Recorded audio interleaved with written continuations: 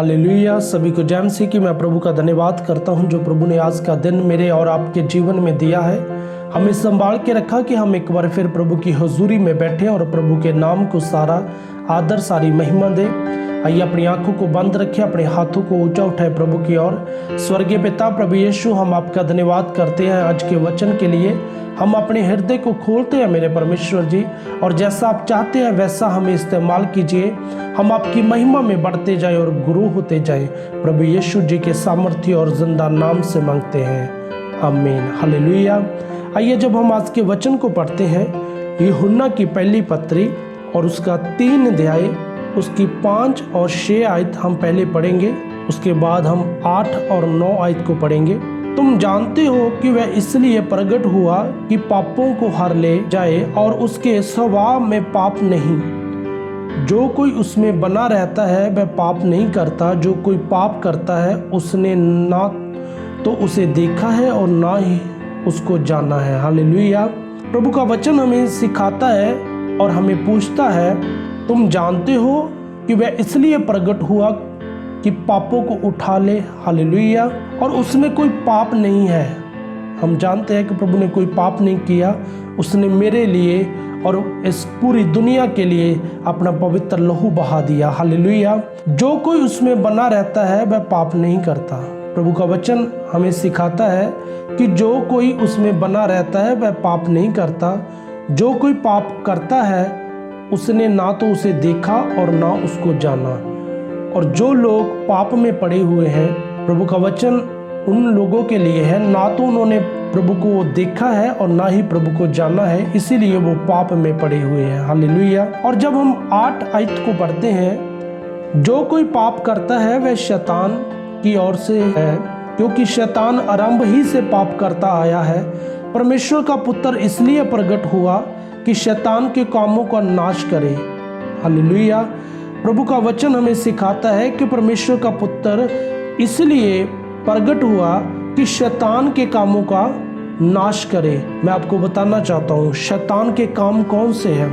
मैं आपके साथ कुछ पॉइंट को शेयर करता हूँ। कौन कौन से शैतान के काम है। विद्रोह करने का पाप, अधर्म और दुष्टता के काम, आत्मिक अंधापन, परमेश्वर का वचन चुरा ले जाना, छल करना और झूठे धर्म, घात करना और नाश करना, मृत्यु लाना, भाइयों पर दोष लगाना, प्रार्थनाओं में वांधा डालना, शुभ समाचार का विरोध करना, बीमारियों और दुर्बलताओं लाना, झूठी शिक्षा फैलाना, मनुष्यों को सताना, शैतान के काम है। हालेलुया। मैं आपको बताना चाहता हूँ कि परमेश्वर इन सारे कामों का नाश करने के लिए प्रकट हुआ है। हालेलुया। और जब हम 9 आयत को पढ़ते हैं, जो कोई परमेश्वर से जन्मा है वह पाप नहीं करता, क्योंकि उसका बीज उसमें बना रहता है, और वह पाप कर ही नहीं सकता क्योंकि परमेश्वर से जन्मा है। हालेलुया। प्रभु का वचन हमें सिखाता है कि जो कोई परमेश्वर से जन्मा है वह पाप नहीं करता, क्योंकि उसका बीज उसमें बना रहता है। कि जो परमेश्वर से जन्मा है, प्रभु का वचन हमें सिखाता है कि वो कभी पाप नहीं कर सकता, क्योंकि प्रभु का बीज उसमें है। हालेलुया। क्योंकि प्रभु ने कोई भी पाप नहीं किया और वह पाप कर ही नहीं सकता, क्योंकि परमेश्वर से जन्मा है। प्रभु का वचन हमें सिखाता है कि वो पाप कर ही नहीं सकता, क्योंकि वो परमेश्वर से जन्मा है। हालेलुया।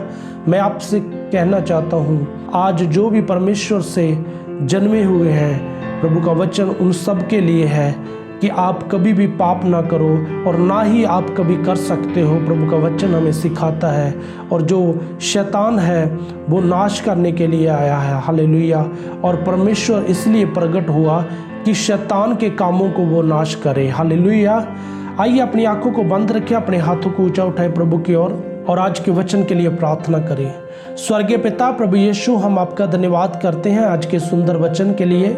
प्रभु, जो आज का वचन आपने हमें हमारे जीवन में दिया उसके लिए हम आपका धन्यवाद करते हैं मेरे परमेश्वर जी।